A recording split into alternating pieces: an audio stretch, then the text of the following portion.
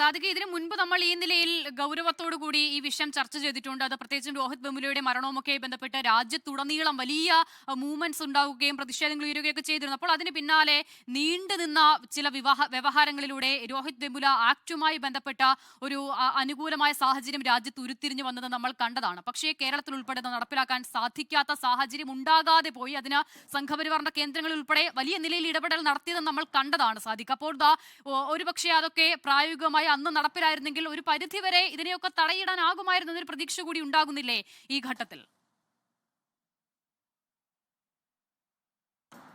തീർച്ചയായും ഞാൻ പറയുന്നത് കേൾക്കാമോ? കേൾക്കാം സാധിക, പറഞ്ഞോളൂ.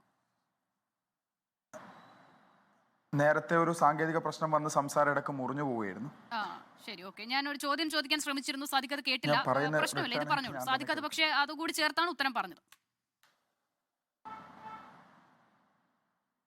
തീർച്ചയായും.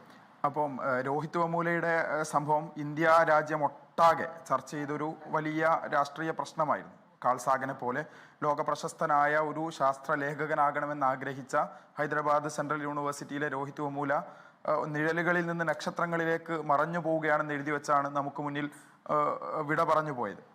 രോഹിത് മാത്രമല്ല, കേരളത്തിൽ തന്നെ നമുക്ക് രജനീയസ് ആനന്ദ്, സ്വാശ്രയ വിദ്യാഭ്യാസ സ്ഥാപനങ്ങളുടെ വളർച്ചയുടെ ആദ്യഘട്ടത്തിൽ തന്നെ രജനീയസ് ആനന്ദ് എന്ന ഒരു ദളിത് വിദ്യാർത്ഥിയുടെ പിന്നോക്കാവസ്ഥയിൽ നിന്ന് കടന്നു വന്ന ദാരിദ്ര്യം അനുഭവിക്കുന്ന കുടുംബത്തിൽപ്പെട്ട രജനീയസ് ആനന്ദ് എന്ന് പറയുന്ന ഒരു വിദ്യാർത്ഥിയുടെ അനുഭവം നമ്മുടെ മുന്നിലുണ്ട്. എഞ്ചിനീയറിംഗ് മേഖലയിൽ പാമ്പാടി നെഹ്റു കോളേജിലെ ജിഷ്ണു പ്രണോയിയുടെ അനുഭവം നമ്മുടെ മുന്നിലുണ്ട്.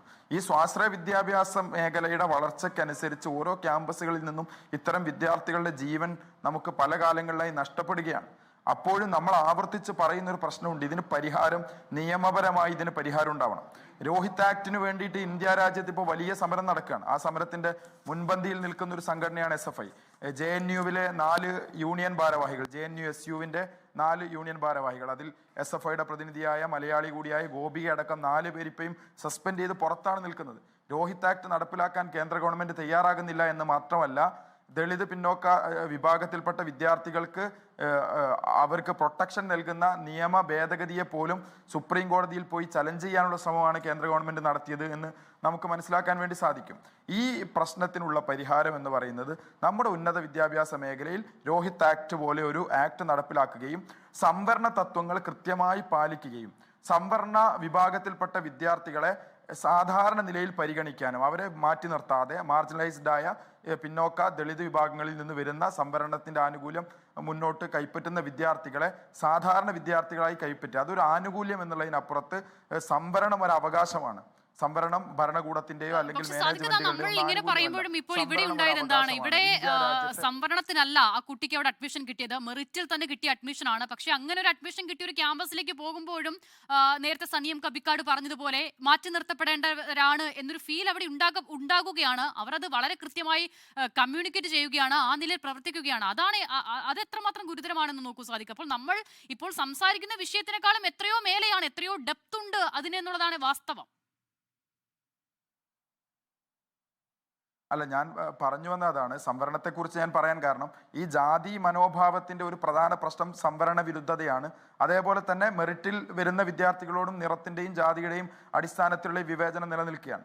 ആ ഒരു ജാതി മേധാവിത്വ ബോധം ഇന്നും മനസ്സിൽ സൂക്ഷിക്കുന്ന റാമിനെ പോലെയുള്ള അധ്യാപകർ നമ്മുടെ ഉന്നത വിദ്യാഭ്യാസ മേഖലയിൽ നിൽക്കുകയാണ്. അവരെ നിയന്ത്രിക്കാൻ സംവിധാനങ്ങൾ നിയമപരമായി ഇല്ല എന്നുള്ളത് ഒരു പ്രശ്നം.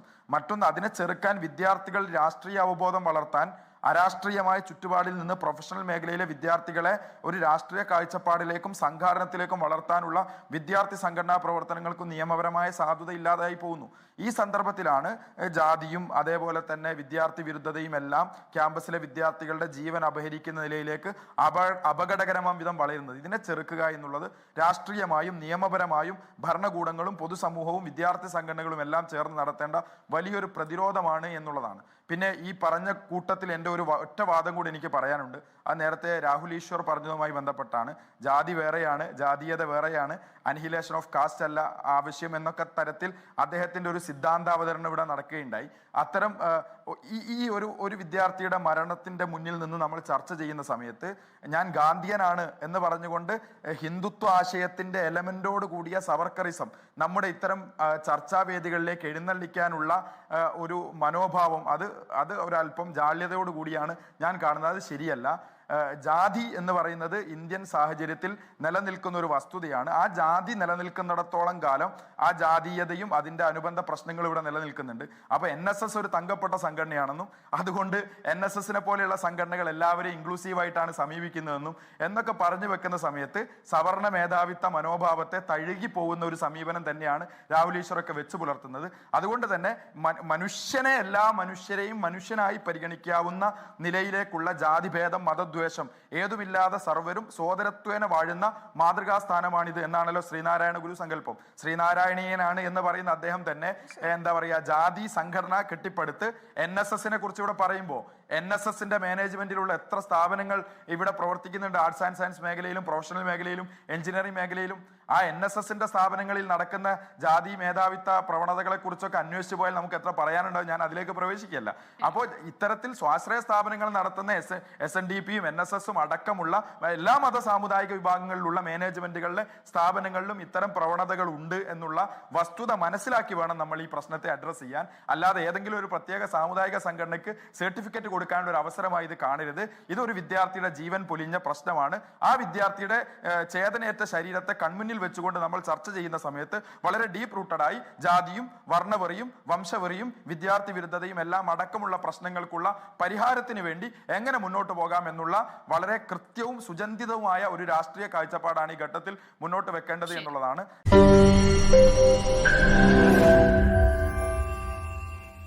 ലോകത്തെവിടെയായാലും ഏത് സമയത്തും 24 വാർത്തകളും ഓഗ്മെന്റഡ് റിയാലിറ്റി പാക്കേജുകളും എക്സ്പ്ലെയിനറുകളും വിശദമായി കാണാൻ ഞങ്ങളുടെ യൂട്യൂബ് ചാനൽ നിങ്ങൾക്ക് സബ്സ്ക്രൈബ് ചെയ്യാം.